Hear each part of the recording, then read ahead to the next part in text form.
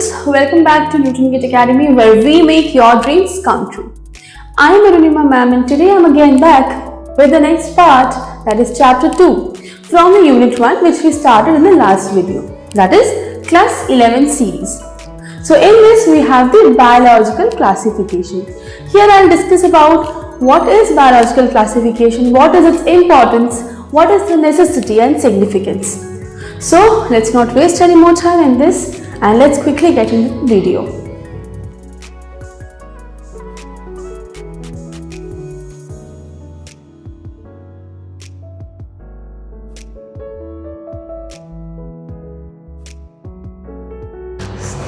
So firstly, we'll understand what is biological classification.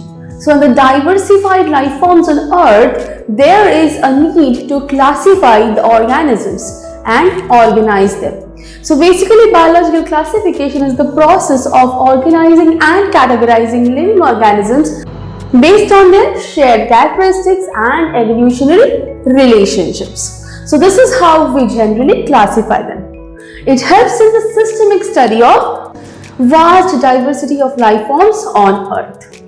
Next we come to the history or the historical overview. So what does the historical overview has to say here? It is the early classification systems which were prevailing there, they were based on some superficial similarity, such as what? The morphology and the habitat. The development of binomial nomenclature, as I told you before in the previous videos. If you have missed that portion, you can go to the previous video and see that the binomial nomenclature has come, or the binomial nomenclature which was being brought by Carl Linnaeus. Carl Linnaeus laid the foundation for the modern taxonomy. Now we come to the taxonomic categories. So what are taxonomic categories? They are basically hierarchical levels. So next we come to the taxonomic categories. So what are they? Taxonomic categories are basically hierarchical levels. They are used to classify organisms into increasingly inclusive groups. The main taxonomic categories include domain, kingdom, phylum, that then comes class, order, family, genus and finally the species. So all this come together to form this taxonomic categories. Then we come to the 5 kingdom classification. So the 5 kingdom classification, it was proposed by Robert Whittaker. 5 kingdom classification was proposed by Robert Whittaker. Okay. And he categorized the organisms into 5 kingdoms, namely Monera, Protista, Fungi, Plantae and Animalia. These are the vast 5 kingdoms under which all the organisms could be possibly classified. Each kingdom represents a major group of organisms based on what? Cellular organization, mode of nutrition and other characteristics as well. Now we come to the salient features of all the kingdoms. So now we come to kingdom Monera. So kingdom Monera, it includes prokaryotic organisms such as bacteria, cyanobacteria. So these kind of organisms, they are put under this kingdom which is called as Monera. Then come to Protista. So in kingdom Protista, it consists of eukaryotic organisms primarily unicellular such as the protozoans and the algae. So you can see the difference. What is the difference? Majorly in Monera we have prokaryotic organisms, whereas in Protista we have unicellular eukaryotic organisms mostly such as algae or protozoans. So these two are the primitive ones. Then we come to kingdom Fungi. So kingdom Fungi, it comprises of eukaryotic organisms. They are primarily multicellular. They obtain nutrients from absorption or they are dependent, they obtain nutrients from other sources. They are not photosynthetic in nature. They cannot perform photosynthesis. So these are heterotrophs majorly. So examples include molds, yeast, mushrooms, etc. Then we come to kingdom Plantae and Animalia. Now kingdom Plantae. So kingdom Plantae includes eukaryotic organisms which are multicellular. They have cell wall composed of cellulose. Very important, it is composed of cellulose and also capable of photosynthesis. Like examples include mosses, ferns, gymnosperm, angiosperm, all these things. So it is kingdom Plantae. So under kingdom Plantae we have subclasses. The bryophytes, pteridophytes, angiosperm, gymnosperms, all these are the subclasses. Okay. Now we come to the kingdom Animalia. So kingdom Animalia consists of eukaryotic multicellular organisms without cell wall. Instead they have cell membrane, okay, which is semi-permeable in nature. They are capable of locomotion and heterotrophic nutrition is seen here mostly, such as insects, such as fishes, birds and mammals. So these are under the kingdom Animalia. So we, the Homo sapiens, we are the humans, we also fall under kingdom Animalia and in the subclass Mammalia. So there are many subclasses under kingdom Animalia. We'll discuss it one by one.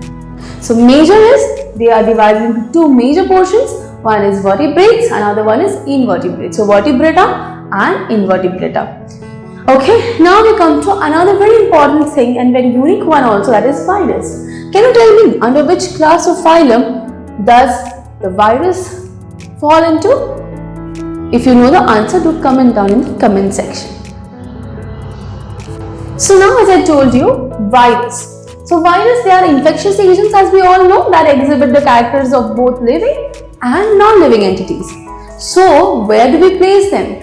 The viruses, they lack cellular organization and also metabolic machinery but can replicate within the host cell, exhibiting what? Genetic variation and also evolution. Now we come to modern trends in biological evolution. Modern trends in biological classification. So advancements in molecular biology and also phylogenetics have revolutionized our path towards biological classification. So DNA sequencing molecular techniques are used to determine the evolutionary relationships and also construct phylogenetic trees. So now let's come to what is phylogenetic classification. Basically, it is relationships inferred from molecular data, morphological traits and other evidences. It reflects the evolutionary history and genetic relatedness of organisms and leading to more accurate and dynamic classification system. So it leads to a very accurate, to a high accuracy level in the classification system. So this is about the phylogenetic relationships. Biological classification faces many challenges, as in the challenge of defining the species boundary, also reconciling the conflicting evidences and accommodating discoveries of new organisms. So all of these things have to be taken care within the biological classification, as we all know. So controversies arise regarding the classification of certain groups, okay, and such as viruses and so controversies are also there regarding the classes of viruses, as I told you, and also some protists, and also the assignment of taxonomic ranks. Next we come to last point, which is the importance. So this is a very important point, which is the importance of biological classification. Biological classification is very important as it provides a framework for studying and also analyzing and understanding the diverse life forms on Earth. It aids in species identification, also conservation efforts and ecological studies. Also conservation efforts and ecological studies. Also it helps in evolutionary researches. So that's all from this chapter. I hope you have understood this chapter very well in a brief overview from here. And still, if you have any doubts, any queries anywhere, do comment down in our comment section. Now I will move to the 10 important questions which I'll discuss from this chapter. And at the end, I will attach a practice question for all of you to answer. Do practice them, and if you face any queries, any doubts in those, do comment down in the comment section.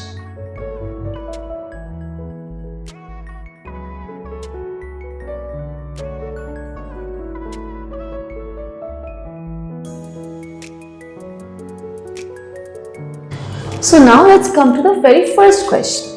What is the first question? What is biological classification and why is it important? This is a very common and easy question. So it's the process of categorizing living organisms into different groups. Okay, so it's the process of classifying different organisms into different groups based on certain characteristics and evolutionary relationship. So biological classification is the process of categorizing various organisms into different groups based on shared characteristics and evolutionary relationships.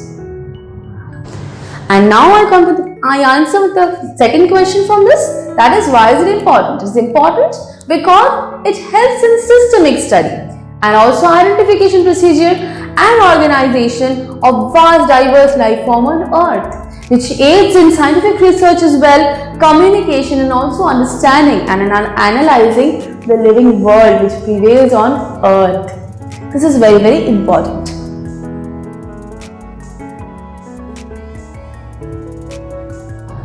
We come to the second question. The second question is, discuss the historical development of biological classification.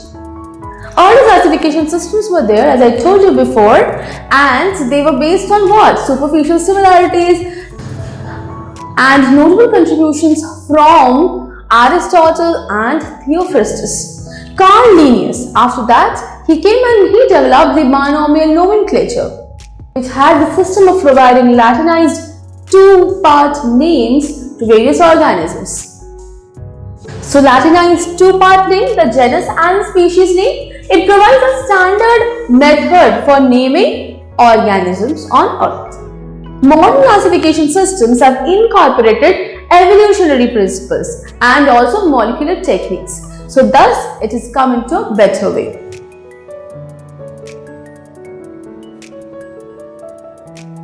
The third question is, explain the hierarchical levels of classification in taxonomy. Taxonomic categories, they are the hierarchical levels which are used to classify organisms into increasingly inclusive groups, as I told you already. The main taxonomic categories include domain, the kingdom, then the phylum, then the class, then the order, then the family, genus, and finally comes the species. So this is the entire thing. I hope this is clear to all of you.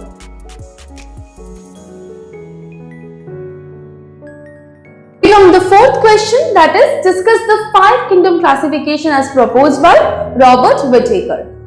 The 5 kingdom classification system categorizes organisms into the major 5 kingdoms, that is, Monera, Protista, Fungi, Plantae, and Animalia. All these kingdoms, they represent a major group of organisms based on certain things as like cellular organization, mode of nutrition, and various other similar characteristics.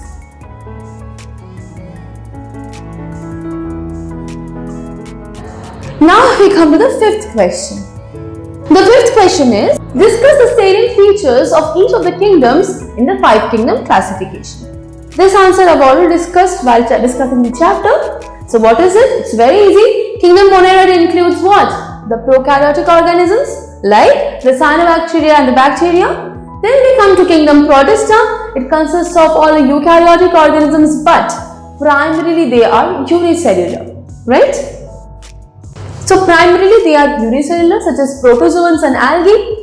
And then we come to kingdom Fungi, the third kingdom. It comprises of eukaryotic organisms, primarily the multicellular ones that obtain nutrients from others through absorption, maybe like molds, like yeast and mushrooms. Then we come to kingdom Plantae. So kingdom Plantae includes all the eukaryotic organisms which have the ability to produce their own food. Their cell wall is made up of cellulose and they are autotrophic, right? They are the producers, primary producers. All the plants come under this particular kingdom, like bryophytes, pteridophytes, angiosperm, gymnosperm, all of them. Then we come to kingdom Animalia.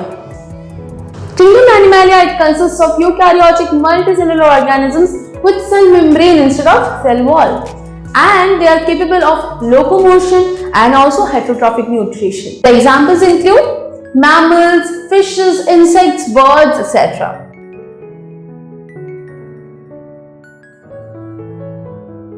What is the sixth question? It says, what are viruses and why are they considered exceptional entities in the biological classification system? It's very easy. Viruses, they are very much infectious. So they are infectious agents that exhibit the characteristics of both living and non-living entities. Also, they lack cellular organization and metabolism machinery, but they can replicate within the host cell. Also exhibits genetic variation and evolution. So, they need to be placed somewhere within the living and non-living entities. That is where the biological classification is not being able to classify it in any of the given kingdoms. That is why it is considered as an exceptional entity over here.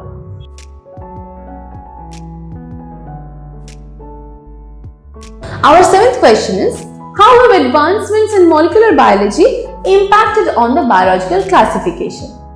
Advancements in molecular biology such as DNA sequencing and other molecular techniques have revolutionized biological classification. Molecular data provides insights into the evolutionary relationships, genetic relatedness, and phylogenetic classification of various organisms.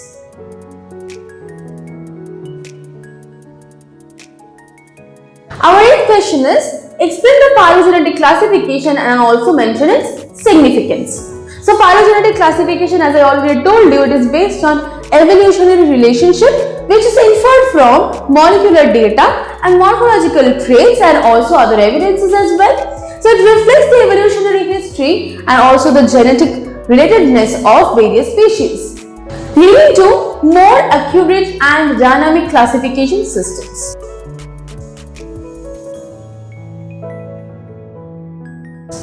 We quickly come to the ninth question. It says, what challenges and controversies are associated with the biological classification? I repeat the question, what challenges and controversies are associated with biological classification? Challenges include defining species boundary, reconciling conflicting evidences, and also accommodating discoveries of the new organisms in the old system. Controversies arise relating to classification of certain groups such as viruses, such as protists, and assignment of taxonomic ranks to them. These are few challenges faced by the biological classification. The last question from this is,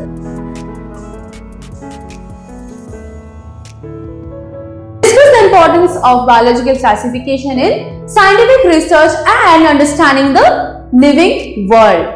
Okay, so what is the answer? It's very simple. Biological classification provides a systemic framework for studying and analyzing the diversity of life forms on Earth. It also aids in species identification, conservation efforts, and also ecological studies. Okay, and evolutionary research which is going on, which is contributing to our knowledge and appreciation of the living world.